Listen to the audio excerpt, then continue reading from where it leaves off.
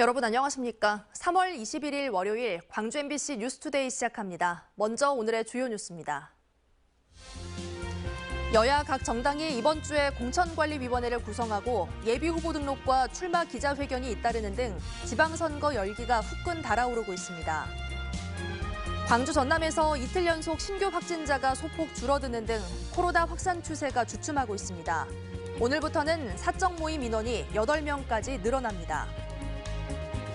전남에서 산업재해로 숨진 노동자 비율이 전국 두 번째로 높은 것으로 집계됐습니다. 소규모 사업장이 안전 사각지대에 놓여 있습니다. 전남 자치단체가 꿀벌 개체수 감소로 어려움을 겪는 양봉농가에 대한 지원 사업에 나섭니다. 오는 6월 1일 실시되는 지방선거를 앞두고 여야 각 정당이 이번 주부터 공천관리위원회를 구성하는 등 본격적인 지방선거 채비에 들어갑니다. 광주시장과 전남지사 후보군을 비롯한 지방선거 예비후보자들의 출마 선언도 이번 주부터 본물을 이룹니다. 보도에 한신구 기자입니다. 대선으로 미뤄졌던 지방선거 열기가 이번 주부터 후끈 달아오릅니다. 지난주 예비후보 검증 작업에 들어간 더불어민주당은 오는 25일까지 공천관리위원회를 구성하고 다음 달 초부터 경선 일정에 들어갈 예정입니다. 논란이 되고 있는 윤호중 비대위의 안정화 여부와 함께 여성 50%, 외부 인사 30% 등으로 꾸려질 공관위에 누가 포함될지의 예비후보자들도 촉각을 곤두세우고 있습니다. 일정 비율의 새로운 사람들이 수혈이 돼야 되잖아요. 공정해야 되고 그다음에 그 과정도 투명해야 되고 그래야지 이제 공천 과정에 대해서 모두가 수긍할 수 있는 거니까요. 국민의힘 역시 대선에서 두 자릿수 득표율로 쌓은 교두보를 지방선거까지 이어간다는 계획으로 공관위 구성 논의와 함께 조직과 인력 확충에 공을 들이고 있습니다. 특히 국민의당과의 합당 논의를 본격화하고 젊은 인재 발굴에 나서는 등 당 외연 조직 확장에 주력하고 있습니다. 자생적 지지단체들도 여럿이 있었습니다. 그래서 그분들과 다 함께 연대해서 또는 함께 국민의힘 당으로 이렇게 편입을 해서 그렇게 해서 취약한 조직을 좀 보완해서 이번 주부터는 예비후보 등록과 함께 유력 후보들의 출마 선언도 본물을 이룹니다. 지금까지 등록한 지방선거 예비후보자는 광주 69명, 전남 108명. 특히 리턴 매치로 관심을 모으는 광주시장 선거의 경우 이용섭 광주시장과 강기정 전 청와대 정무수석이 이번 주쯤 출마 선언과 함께 본격적으로 선거판에 뛰어들 예정입니다. 경상구와 서구 등 물밑 경쟁이 치열한 기초단체장 후보군, 그리고 현역 단체장들 역시 잇따라 예비후보 등록과 출마 선언을 하고 표밭 다지기에 나서기로 하는 등 지방선거 열기가 후끈 달아오르고 있습니다. MBC 뉴스 한신구입니다. 광주시가 서남권 원자력 의학원을 설립을 위한 새 정부 국정과제에 반영하기 위해 노력하기로 했습니다. 광주시 새 정부 국정과제 TF는 윤석열 당선인이 대선 과정에서 서남권 원자력 의료원 설립을 공약했다며 15,000평 부지에 사업비 5천억 원 규모로 설립을 추진하기로 했습니다. 광주 전남에는 영광의 한빛원전이 있고 중국 원전 위험에도 노출돼 원자력 의학원 설립 필요성이 제기돼 왔는데 지난 2007년 한 차례 좌초된 적이 있습니다. 윤석열 대통령 당선인은 후보 시절 전남 8대 공약을 제시했습니다. 이준석 당대표 역시 연륙연도교 건설 등을 약속해왔는데 이 공약들을 실제 국정과제에 반영하기 위한 전남도의 움직임이 분주해지고 있습니다. 보도에 김진선 기자입니다. 윤석열 대통령 당선자가 후보 시절 발표했던 전남 공약은 크게 8가지. 무안국제공항 육성, 친환경 재생에너지 산업벨트 조성 등으로 전남도가 건의해온 현안 가운데 일부를 반영했습니다. 이 목표를 멋진 세계적인 해양 관광과 수산업의 중심지로 4차 산업혁명의 첨단 기술을 적용해서 멋지게 바꿔놓겠습니다, 여러분. 이준석 국민의힘 당대표 역시 흑산공항 건설을 비롯해 장흥과 고흥, 완도와 해남을 잇는 연륙연도교 건설 등을 약속해온 상황. 전라남도는 이 같은 공약들을 실제 국정과제에 반영하기 위한 TF팀을 구성했습니다. 새 정부의 정책 기조를 분석하고 국정과제에 꼭 반영해야 할 세부 실천 계획을 마련하는 등 분야별 활동을 시작했습니다. 특히 국립의과대 설립, 해상풍력산업 생태계 조성 등 반영되지 않았지만 시급한 현안을 인수위에 적극 건의한다는 계획입니다. 모든 공직자와 함께 지역 정치인, 인수위 참여하는 부처 공무원, 관련 학계 전문가 등 모든 인적 네트워크를 최대한 활용해서 지역 현안의 당위성과 필요성을 집중적으로 설명할 계획입니다. 하지만 대통령직 인수위원 24명 가운데 호남 인사는 전북 출신 1명 외에는 찾을 수 없어 우려도 적지 않습니다. 호남이 잘 되는 것이 대한민국이 잘 되는 것이라며 구애했던 윤석열 대통령 당선인의 약속이 얼만큼 지켜질지 지역민들의 이목이 집중되고 있습니다. MBC 뉴스 김진선입니다. 오늘은 봄의 네 번째 절기 춘분입니다. 춘분은 봄을 나눈다는 뜻으로 낮과 밤의 길이가 같아지고 또 더위와 추위가 같아진다는 뜻을 지니고 있습니다. 그만큼 겨울 추위는 이제 물러가고 포근함은 한층 더 강해진다는 뜻을 지니고 있는데요. 아직 추위 대비 잘하셔야겠습니다. 오늘 아침 최저기온 살펴보시면 화순 지역과 순천 지역 등 전남 내륙 지역에서 영하권에서 출발을 했고요. 광주도 2도 안팎의 기온으로 출발하면서 새벽 사이 서리가 관측되기도 했습니다. 낮 동안에는 기온이 훌쩍 오르더라도 아직 아침 저녁으로는 날이 춥습니다. 기온 확인 잘 하셔야겠고요. 건강 관리도 잘 하셔야겠습니다.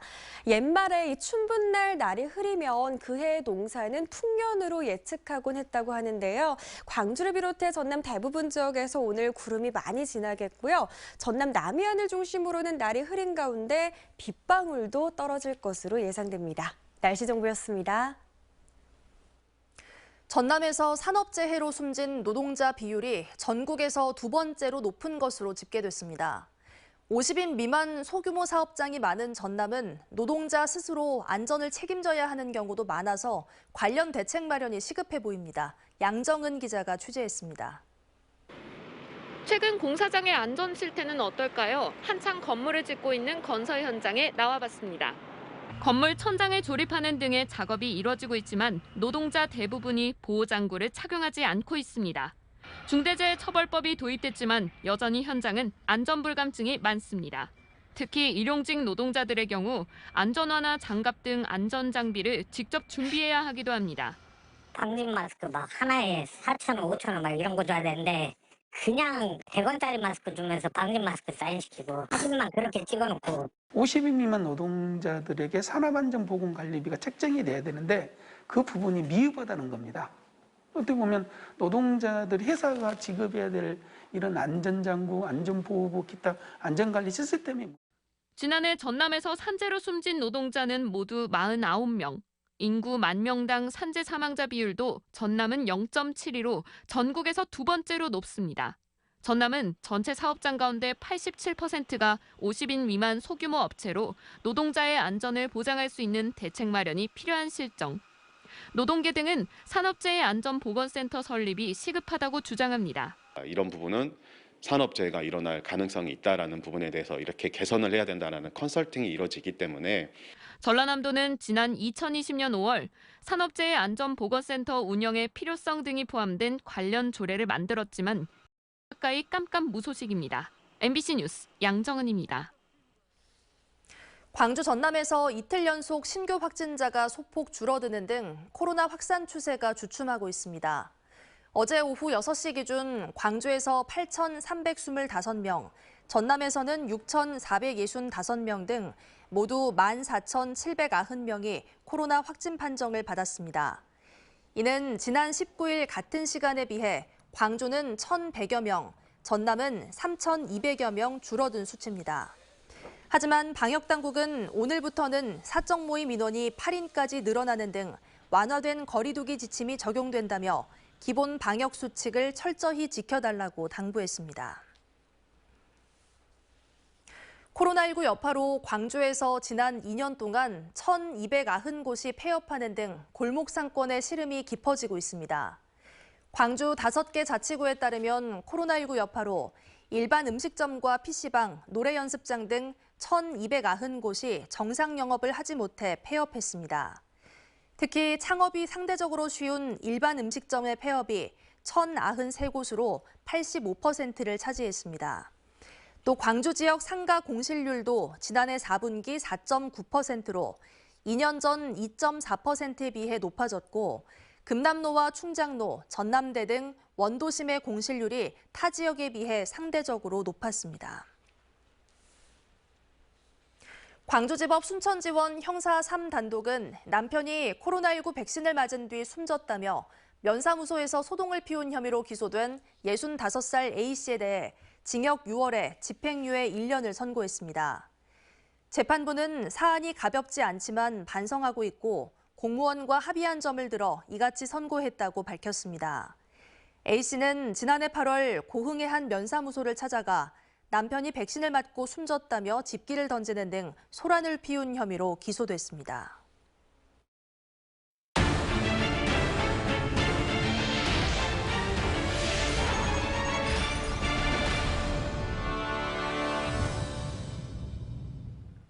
광주 화정동 아이파크 붕괴 사고와 관련해 지난주 고통부 건설사고조사위원회 조사 결과가 발표됐습니다.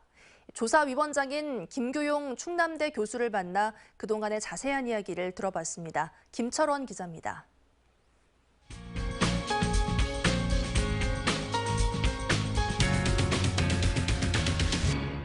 위원장님 안녕하십니까? 네, 안녕하십니까?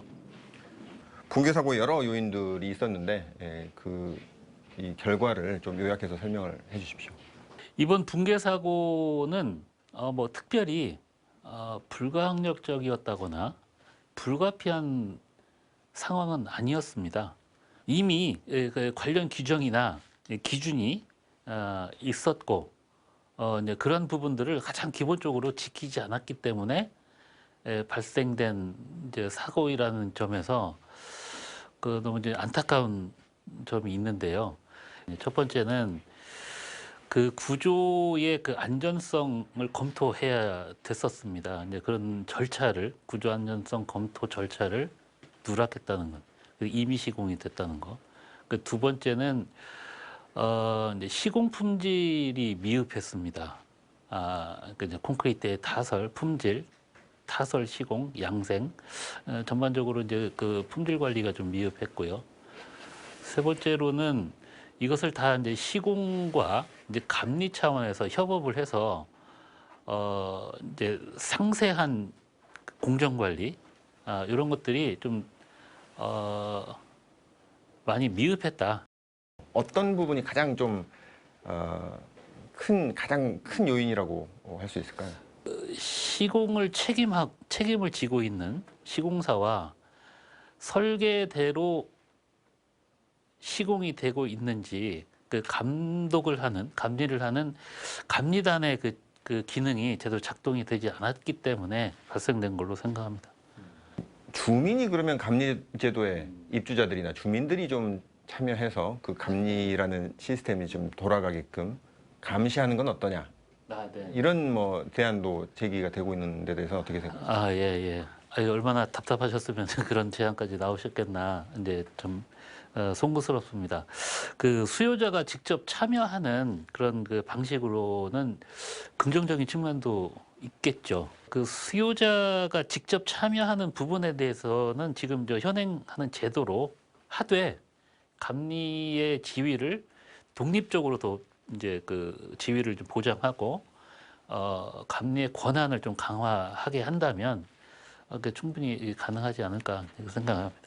감리라는 제도가 제대로 굴러가게 하는 과정에 있어서의 자치단체의 역할 무엇이어야 하느냐 이런 의문이 나오기도 합니다. 저희 이번에 그 조사위원회에서도 그 방안을 제안을 이제 할 예정입니다. 감리의 소속을 지자체에 이제 소속을 하고 독립적으로 그 다음에 그 감리의 예산을 별도로 지자체에다 공탁을 시켜주면 이제 독립적인 지위에서 권한을 가지고 감리 기능이 더 강화가 되지 않을까 이제 그런 생각을 하고 있습니다. 네, 화정동 아이파크 아파트의 처리를 앞으로 어떻게 해야 되느냐 이거에 대한 논란도 이제 뜨겁습니다. 우선은 201동에 해당되는 그런 그 데이터를 기준으로 이제 봐서는 구조 가능성이 상당히 미달이 되고, 특히 저희는 이제 구조 안전성도 있지만 내구성에 대한 것도 고려를 해야 됩니다. 네, 그런 측면에서 이 고층 구조물은 적어도 이제 100년 정도의 이제 내구 수명을 확보를 하고 이 유지를 해야 되기 때문에, 그런 측면에서 이제 본다면 처음부터 다시 이제 고려를 해야 되지 않을까, 네, 그런 판단을 하고 있습니다. 나머지 동들도 네네. 이런 후진국형 사고가 일어난 데는 결국은 빨리 돈을 벌고 싶은 욕망이 작용한 게 아니냐에 대한 시각에 대해서는 어떻게 보십니까? 네, 요번 이제 계기로 해서 여러 가지 생각을 많이 하게 되는 그런 차원인데요. 왜 이런 안전과 품질이 후순위로 밀려나게 됐을까? 네, 그럼 방금 말씀하셨던 것처럼 이제 건설 사업이라고 하는 것이 사회적인 파급 효과가 크고 이제 하기 때문에 좀 경제성에 대한 가치가 그쪽으로 너무 치우쳤기 때문에 우선적으로 가장 기본적으로 확보가 되어야 되는 이제 안전과 품질이 좀 소홀해진 점이 분명히 있었다고 생각을 합니다. 그런 관점에서 아까 말씀드렸던 것처럼 다시 기본으로 돌아가서 우리 건설 산업이 다시 이제 역할을 재정립하는 그 기회가 됐으면 하는 바람입니다. 예, 오늘 교수님 오늘 말씀 고맙습니다. 네, 감사합니다. 광양시는 산업경제도시라는 이미지에 매몰돼 문화관광 인프라가 인근 자치단체들에 비해 부족한 편인데요. 광양시가 이 같은 한계와 문제점을 극복하기 위해 9년 만에 문화관광재단 설립이라는 카드를 다시 꺼내들었습니다. 김주희 기자의 보도입니다. 지난해 개관한 전남 도립미술관과 광양예술창고, 지역 예술인들의 요람 사라실 예술촌. 광양시는 산업경제도시라는 이미지를 벗고 문화와 관광이 경쟁력이 되는 시대적 변화에 부응하기 위해 최근 문화와 관광 인프라 구축에 행정력을 집중하는 분위기입니다. 그하고 행정 주도의 일방적인 문화 관광 정책들은 시민들의 욕구와는 크게 벗어나 있다는 지적이 지역 내에서 꾸준히 제기되고 있습니다. 개인 취미 활동에서부터 산업 영역까지 매우 넓은 영역을 포괄하고 있는데 행정이 그 모든 것을 적극적으로 대응하기가 사실은 한계가 있습니다. 그리고 요즘에는 조금 더 협업이라든가 콜라보 이런 부분들을 더 요청하고 있기 때문에 광양시가 이 같은 현실적인 지적에 대해 재단 설립이라는 새로운 카드를 꺼내들었습니다. 시는 문화관광재단이 민간 영역의 참여 확대와 문화관광 정책의 독립성, 일관성을 유지하는 데 중심점 역할을 할 수 있을 것으로 보고 있습니다. 광양시는 오는 2024년 재단 설립을 목표로 조만간 구체적인 청사진을 그려낼 방침입니다. 저희가 이번 추경에 재단 설립 용역비를 저희가 반영을 했거든요. 이게 이제 편성이 된다면 시의회라든지 시민들 설문, 의견 수렴을 해서 좀 많은 의견을 듣고 역할이라든지 그런 것도 잘 수렴해서 제대로 된 재단이 설립될 수 있도록 그 행정적인 절차를 밟아 나갈 예정입니다. 지난 2013년 지역사회 내 성숙하지 못한 여건 속에서 한 차례 설립이 무산됐던 광양시 문화관광재단. 이번에 새롭게 설립이 추진되는 재단이 문화관광 정책에 대한 지역의 욕구에 부응하고 전문성과 효율성도 제고할 새로운 시작점이 될 수 있을지 주목됩니다. MBC 뉴스 김주희입니다.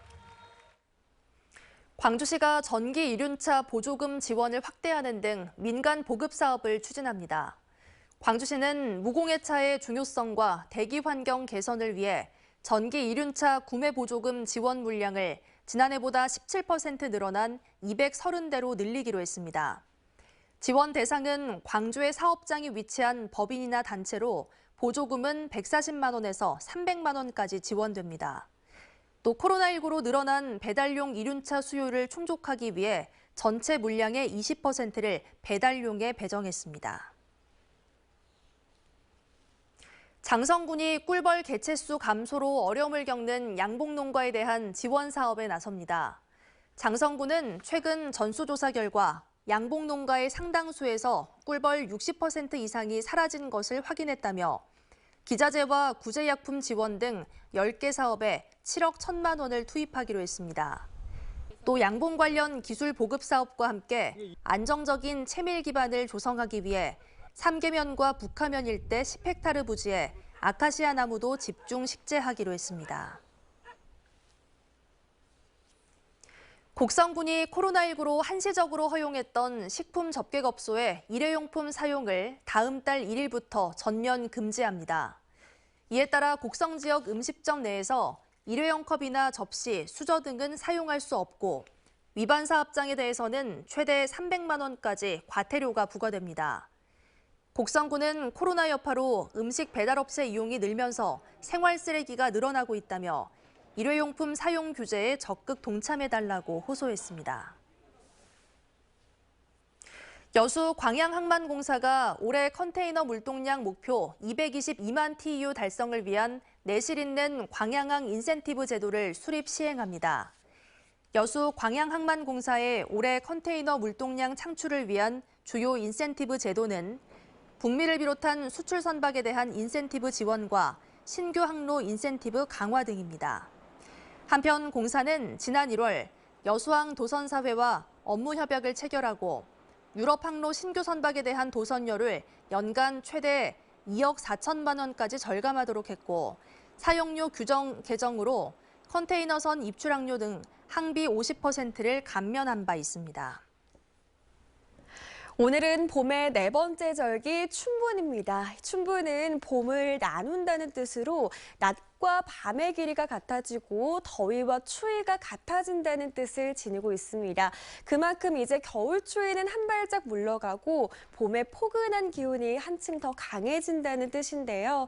아직 추위 대비 잘하셔야겠습니다. 오늘 아침 최저 기온 살펴보시면 화순 지역과 순천 지역, 영하권에서 출발했고요. 광주도 2도 안팎의 기온에서 시작하면서 새벽 사이 서리가 관측되기도 했습니다. 낮 동안에는 기온이 훌쩍 오르더라도 아직 아침 저녁으로 날이 춥습니다. 기온 확인 잘 하셔야겠고요. 건강도 잘 챙기셔야겠습니다. 옛말에 춘분날 날이 흐리면 그해 농사는 풍년으로 예측하곤 했다고 하는데요. 오늘 광주를 비롯해 전남 대부분 지역에서 구름이 많이 지나겠고 전남 남해안을 중심으로는 날이 흐린 가운데 빗방울이 떨어질 수 있겠습니다. 현재의 기온 살펴보시면 영광과 장성, 담양과 화순에서 모두 영하권의 추위가 이어지고 있습니다. 한낮 기온은 12도에서 15도 안팎까지 오르면서 낮 동안에는 기온이 훌쩍 오르겠습니다. 큰 일교차 주의해야겠습니다. 무안도 영하권에서 시작하지만 한낮 기온 12도 안팎까지 오르겠고요. 순천 영도 안팎으로 출발해 한낮 기온 15도로 예상됩니다. 바다의 물결은 최고 1.5m에서 2m 안팎으로 잔잔하겠습니다. 당분간 일교차 큰 날씨가 이어지겠고요. 주 후반에는 봄비 소식 들어 있습니다. 날씨 정보였습니다. 이상으로 뉴스 마칩니다. 함께해 주신 여러분 고맙습니다.